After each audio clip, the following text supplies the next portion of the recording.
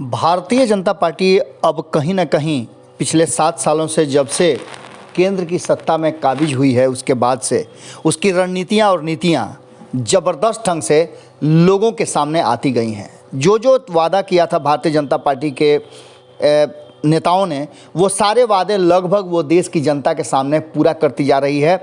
और इसमें खास करके वो एजेंडे हैं जो विवादित रहे हैं। ऐसा ही एक एजेंडा है सीए। जैसा कि आपको पता होगा कि नागरिक संशोधन कानून एक तोहफा के रूप में भारतीय जनता पार्टी कह रही थी कि देश के लोगों को दिया जाएगा। इसको लेकर के कई बार बवाल हो चुका है और देशव्यापी आंदोलन भी हो चुके हैं, लेकिन इन सब में नीतीश कुमार कटघरे में थे और ख़ास करके उनके बहुत करीबी रहे प्रशांत किशोर ने सीएए पर नीतीश कुमार की स्वीकृति और रजामंदी नहीं देने की बात कही थी और कहा था कि ये आपके राजनीतिक जो यात्रा है उसका सबसे दुखद पहलू साबित होकर के सामने आएगा। आपको बता दें कि सीएए संसद में 11 दिसंबर 2019 को पारित हो गया है। अधिनियम 10 जनवरी 2020 को लागू हो गया है, लेकिन इसके नियम तय नहीं किए गए थे। नियम तय करने के लिए केंद्र ने अक्टूबर 2020 से फरवरी 2021 तक का समय मांगा था और मई 2021 में एक्सटेंशन के लिए फिर से वक्त मांगा था।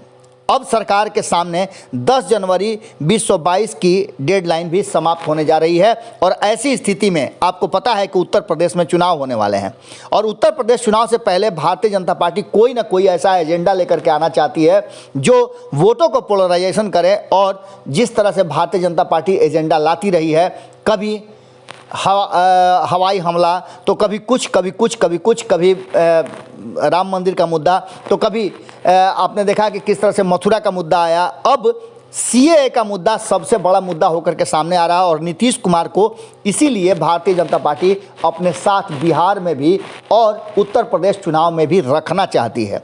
आपको बता दें कि 10 राज्य एनआरसी का विरोध के प्रस्ताव पारित कर चुके हैं, लेकिन उनका विरोध सीएए को लेकर के नहीं है। उसमें से नीतीश कुमार भी एक हैं। आपको बता दें कि नए साल के पहले सप्ताह में उन प्रताड़ित शरणार्थियों की बात की जा रही है कि उन प्रताड़ित शरणार्थियों को नागरिक संशोधन कानून लागू होने का तोहफा दे सकती है भारतीय जनता पार्टी, जो भारतीय जनता पार्टी का कहना है।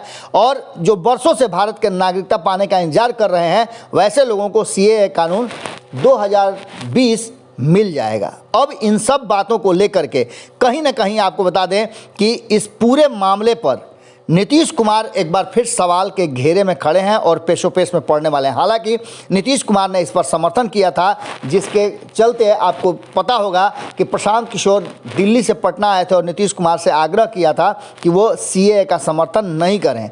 आपको बता दें कि सूत्रों की माने तो आखिरकार केंद्र ने अब सीएए पर अमल करने का मन बना लिया है, क्योंकि अब एक्सटेंशन नहीं लेंगी। समझा जाता है कि यूपी सहित 5 राज्यों में होने वाले चुनाव को देखते हुए राष्ट्रीय स्वयंसेवक ने इस बात पर जोर दे दिया है और मुहर भी लगा दी है कि पाकिस्तान, अफगानिस्तान, बांग्लादेश और से आए हिंदुओं, सिखों और जैन, बौद्ध, पारसियों और ईसाइयों को इंसाफ मिल सकेगा। और ये एक बड़ा मुद्दा होगा जो उत्तर प्रदेश चुनाव में भारतीय जनता पार्टी और एनडीए भजा सकती है। और यही कारण है कि नीतीश कुमार के होने से ये और ज़्यादा मजबूत हो जाएगा और नीतीश कुमार इसके साथ खड़े रहेंगे तो भारतीय जनता पार्टी को कहीं ना कहीं एक मजबूती मिलेगी कि कोई ना कोई तो साथ खड़ा है। इन सारी बातों को लेकर के अब इस सीएए को लेकर पहले से ही ज़बरदस्त ढंग से हंगामा चल रहा था और मोदी सरकार यह कदम ऐसे समय में उठाने का मन बना रही है जब 2 महीने के बाद लगभग कहा जा रहा है कि 5 राज्यों के विधानसभा के चुनाव की घोषणा हो जाएगी। अब इन सब बातों को लेकर के मुस्लिम समुदाय का एक वर्ग इस कानून का विरोध कर रहा था और दिल्ली के शाहीन बाग में लंबे समय तक आपको पता है कि इसका ज़बरदस्त ढंग से आंदोलन चला था और उस आंदोलन को लेकर के भी कई तरह की बातें कही गई थी। अब जो प्रतिक्रिया आ रही है उसने सियासी हलकों में हलचल जरूर मचा दिया है और बता दें कि जो विश्लेषक हैं उनकी नज़र इस पूरे कानून पर पड़ी हुई है।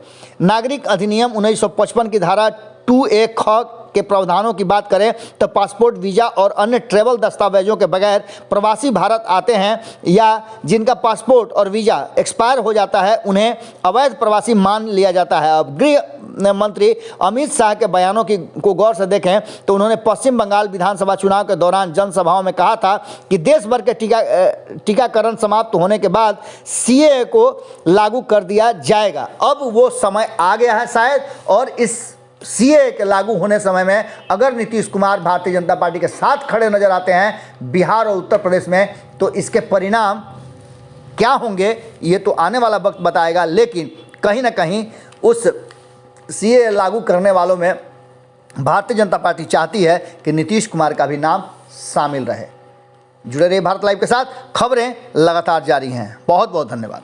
अगर ये वीडियो पसंद आई और वह बिहार के राजनीति और बिहारियत से सरोकार रखेनी तो सब्सक्राइब बटन दबा के चैनल के सब्सक्राइब कर ली। ओजे एगो घंटी बा, ओकरा बटन दबा देला से कुल सटीक और मारक खबर रुआ मुफ्त में मिल जाई। अगर रुआ पत्रकारिता के हमनी के नया प्रयोग में सहयोग कर चाहतानी तो ज्वाइन बटन दबा दी। पेटीएम नंबर नोट कर ली 9386816700। धन्यवाद।